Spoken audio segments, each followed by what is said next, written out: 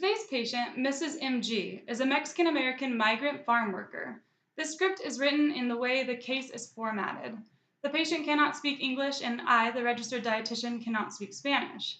In order to communicate effectively, I excused myself from the meeting and retrieved an interpreter and did some quick research about the Mexican culture. I found that it is very important that the husband makes all the final decisions, so Kayla here will be playing her husband, and Kayla will be playing Mrs. MG. I returned to the room with Mrs. and Mr. MG 15 minutes later, more prepared. Hello again, Mrs. MG, Mr. MG. I apologize for keeping you waiting. I brought with me Brett. He is a diet technician at the hospital and is going to help by interpreting so that we can understand each other. I apologize for the difficulty last time. Now tell me about yourself, your family, Mr. and Mrs. MG. Well, I moved to Texas from Mexico about 4 years ago with my husband, mother-in-law, and 5 children. I've always been pretty healthy, but lately, not quite as much. Yes, looking at your charts, I can see you're 5'3", 165 pounds, and your BMI is at 29.2. Can I ask you a little bit about the problems you've been dealing with? Yeah, after a couple days of not eating much because of my bloating, nausea, diarrhea, and occasional vomiting, my husband took me to the native healer. He was not able to help with all the problems, and when I became more sick, we decided to come here. Yes, that is quite a scare. So why do you believe your doctor sent you to see me today? Well, my doctor told me I should talk to you. He told me my blood glucose levels are high. He said there will need to be some diet changes. My family and I are pretty confused. What can I eat? I'm glad you came in. I'll try to help clarify things for you today. I do see your blood glucose levels are at 205. Normal range is 70 to 110. So this is something we want to focus on today. Do you mind if I ask a few questions about your diet? No, I don't mind. Can you tell me a little bit about how it looks day to day? Well, I follow the same diet that my mother followed and my mother's mother followed. Traditional Mexican food. Every day I eat some kind of beans, fried corn tortillas that I fry in lard, vegetables such as tomatoes, onions, squash, garlic, and chili peppers of all kinds. Pork is my favorite meat, in particular, chorzizos. Is it common for you to use lard? Yes, it is the best flavor, and I am able to render it from the meat I cook. That is cheaper for me. Yes, I understand. Do you consume dairy products throughout the day? I do not drink milk as it upsets my stomach. I enjoy cheese, but we usually cannot afford it. And do you enjoy American food since you've lived here? Oh yes, since I moved here, I've come to love hamburgers, french fries, potato chips, soda, and candy. There are definitely many options here in Texas. Are you able to buy many fruits? No, I have 8 mouths to feed, and we have to buy the necessities only. Fresh fruit is very expensive, you know. Yes, I understand that you are from a large family. It makes it more difficult, I'm sure. While we're on the subject, do you mind if I ask about your family history? There's not really much to say, except for the fact that my father had a disease that caused him to have his left foot amputated, but the folk healer never knew what it was. I'm sorry to hear that. Mrs. MG, have you experienced any symptoms of frequent urination, unquenchable thirst, or excessive hunger? Yes, actually, that is exactly what I've been experiencing for the past few months. How'd you know? Well, as mentioned earlier, your glucose levels are quite high. Mr. and Mrs. MG has many symptoms indicating that she may have diabetes. A lot of times, diabetes comes from being overweight as a result of food and nutrition related knowledge deficit, as evidenced by your BMI of 29.2 and your consumption of high fat foods. From your chart, you say that 175 pounds is your usual weight. Is that correct? Yeah, I've always been a bit overweight.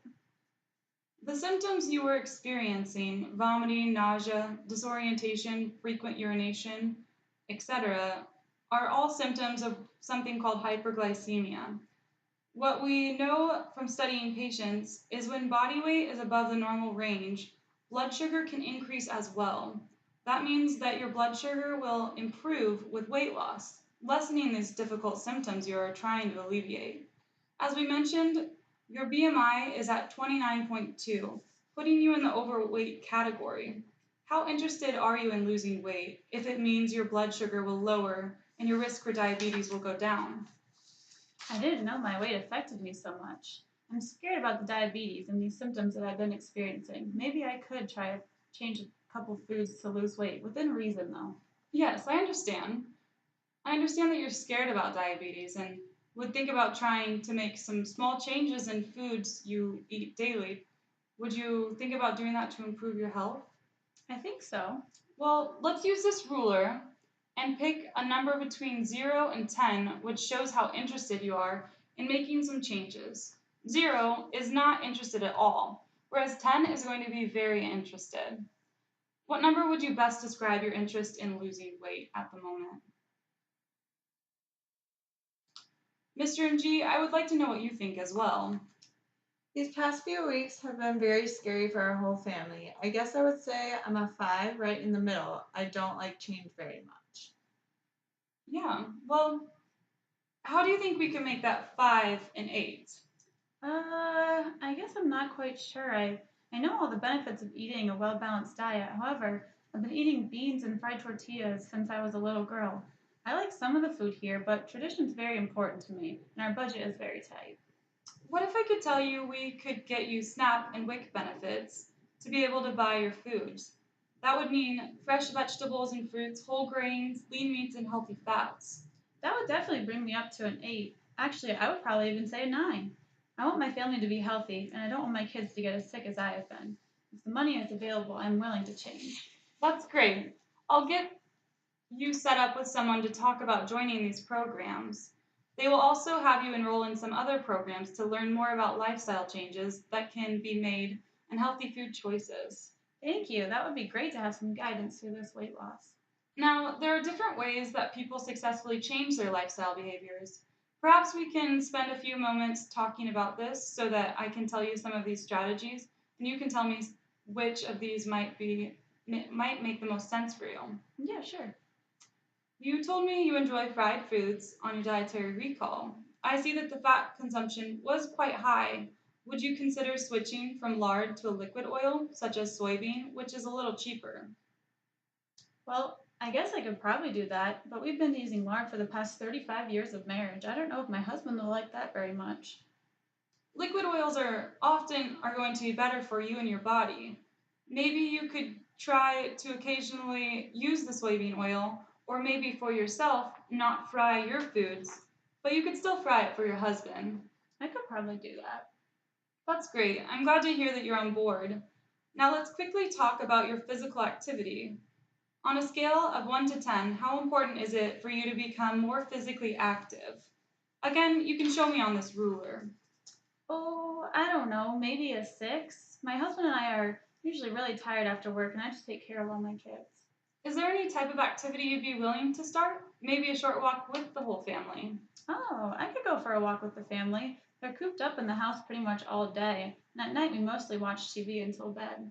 I think that would be a great idea. How would you feel about trying to do a 30-minute walk 3 to 5 times a week? I think I could do 3 times a week for sure. 3 times would be a great start. Now, let me summarize what we have talked about and what you're willing to do. Enroll in SNAP or WIC program, buy healthier foods and cook at home, fry less foods for yourself, and go on a 30-minute walk 3 times per week. How did I do? I think that's just about it. Looks like I have a lot of work to do, but I'm willing to get started. This is not as painful as I thought it would be. My husband and I need to go now, so we'll see you for the follow-up visit in 2 weeks. Shall I keep my food record? That is an excellent suggestion, Mrs. MG. That would be a good way to know what you are able to change and keep yourself healthy. I'll see you in 2 weeks with your food record so we can evaluate what changes you have been able to make. We will also want to monitor that blood glucose levels and the symptoms of nausea and diarrhea that you have been experiencing. Have a great day, Mrs. and Mr. MG. Thank you for coming in. Thank you. Thank you.